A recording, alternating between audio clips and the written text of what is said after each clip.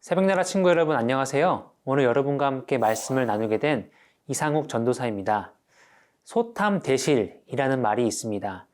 작은 것을 탐하다가 더 큰 것을 잃는다는 말입니다.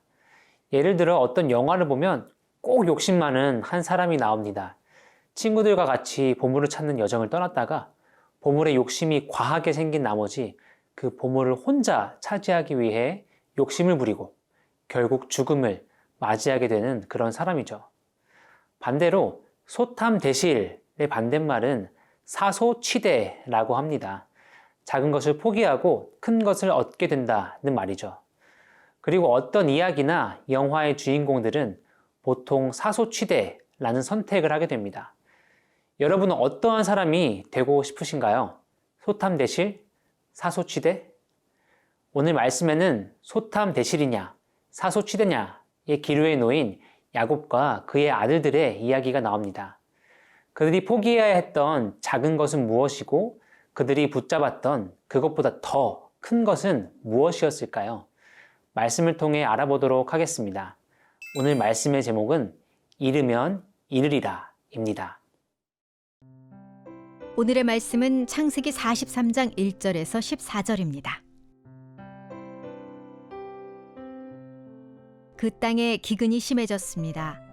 이집트에서 가져온 곡식을 다 먹고 나자 아버지가 그들에게 말했습니다. 다시 가서 우리를 위해 양식을 좀 더 사오라.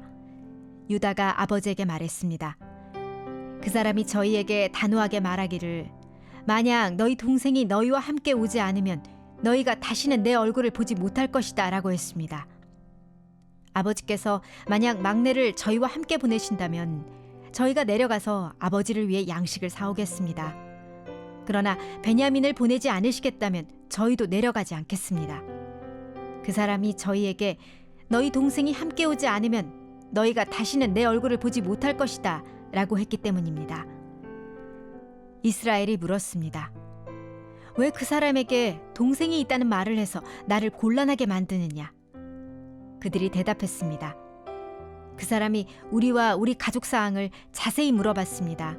그가 너희 아버지가 아직 살아계시냐? 너희에게 다른 형제가 있느냐라고 해서 우리는 그저 묻는 대로 대답했을 뿐입니다. 그가 너희 동생을 데리고 내려오라고 할 줄 우리가 어떻게 알았겠습니까? 유다가 아버지 이스라엘에게 말했습니다. 이 아이를 우리와 함께 보내십시오. 그러면 우리가 당장 가겠습니다. 그래야 우리도 아버지도 우리 자식들도 죽지 않고 살 것입니다. 제가 베냐민을 책임지겠습니다. 제게 책임을 물으십시오.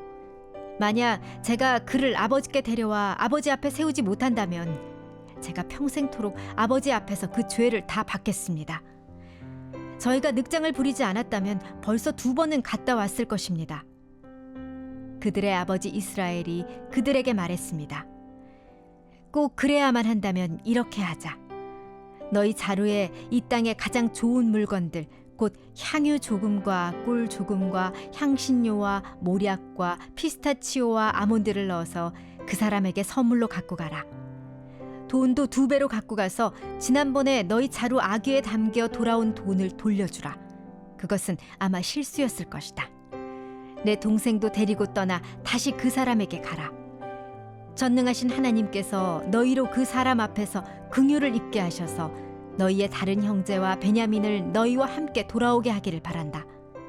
그러나 내가 내 자식들을 잃어야 된다면 잃을 수밖에 없다. 오늘 말씀은 야곱의 아들들이 이집트에 갔다가 다시 야곱에게로 돌아온 후의 일입니다. 요셉이 해석했던 꿈처럼 계속해서 가뭄은 이어지고 있었고 그들이 이집트에서 가져왔던 식량도 다 떨어진 상황이었습니다. 이때 야곱의 아들들에게 식량을 더 가져오라고 말하지만 야곱과 아들들은 그게 어떤 의미인지를 이미 잘 알고 있었을 것입니다. 3절 말씀을 함께 읽겠습니다.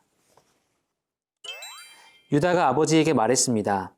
그 사람이 저희에게 단호하게 말하기를 만약 너희 동생이 너희와 함께 오지 않으면 너희가 다시는 내 얼굴을 보지 못할 것이다 라고 했습니다. 말씀처럼 이집트로 돌아가기 위해서 식량을 얻어오기 위해서는 막내 동생인 베냐민을 데려가야 했습니다. 하지만 야곱은 여전히 그를 보내기가 힘들었고 이 상황의 원인은 이집트에 다녀온 아들들에게 돌립니다. 6절 말씀입니다. 이스라엘이 물었습니다. 왜 그 사람에게 동생이 있다는 말을 해서 나를 곤란하게 만드느냐? 야곱의 말은 결국 그걸 왜 말했어? 이고 아들들의 대답은 그렇게 말할 줄 우리가 어떻게 알았겠습니까? 였던 것이죠. 이때 아들 중 한 명인 유다가 나와 아버지에게 말합니다. 내가 책임지겠습니다.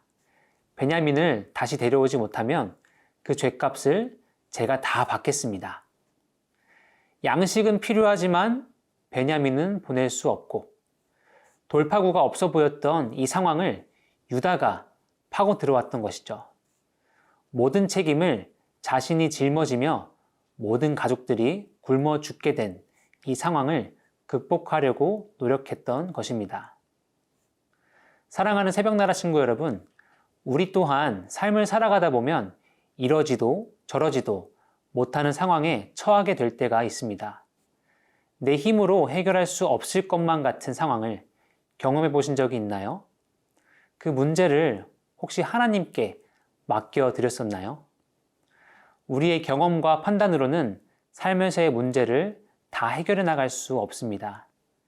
답이 없어 보이는 상황 속에서 언제나 우리의 답이 되어주시는 하나님을 바라보며 답을 찾아가는 우리 모두가 되기를 소망합니다.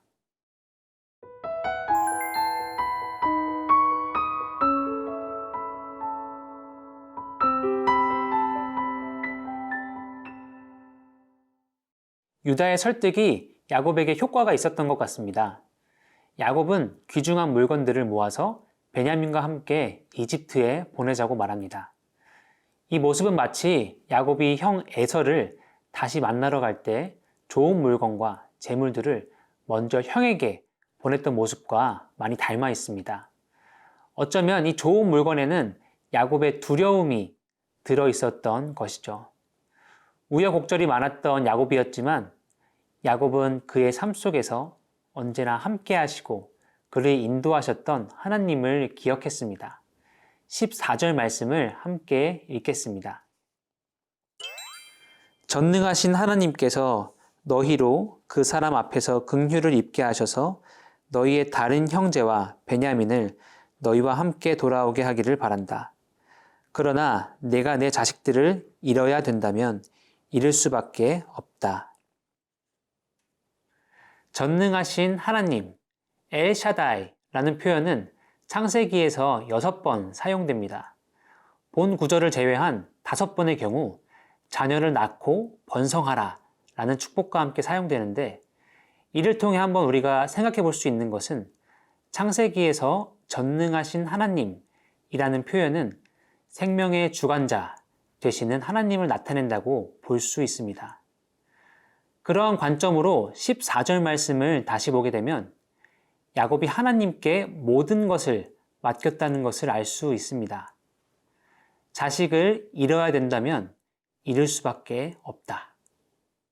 생명이 하나님께 있다는 것을 알고 있는 야곱의 이 고백은 자식들이 살아 돌아오는 것을 포기한 그런 아버지의 고백이 아니라 그를 통해 나온 생명, 자녀를 하나님께 맡기는 아버지의 고백인 것입니다. 야곱은 자신이 너무나 소중하게 아끼는 생명, 베냐민을 붙들고 있었습니다. 하지만 그가 붙들었던 생명 때문에 모든 가족들이 굶어 죽을 위기에 처하자 그는 자신이 붙들었던 그 생명을 내려놓았습니다.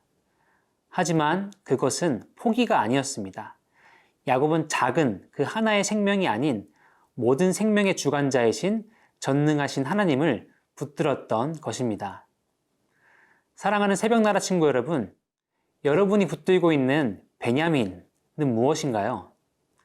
이것이 없으면 나의 삶이 불행해질 것만 같아서 붙들고 있는 것은 무엇인가요?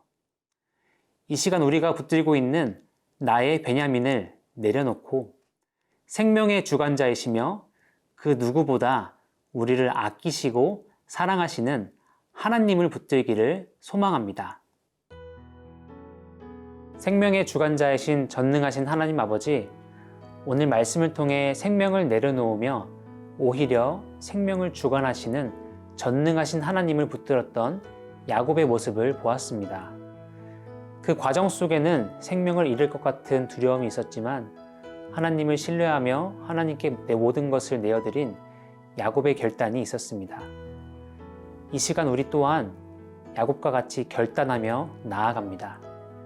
우리의 삶을 전능하신 하나님께 맡깁니다. 인도해 주세요. 이 모든 말씀 예수님의 이름으로 기도합니다. 아멘.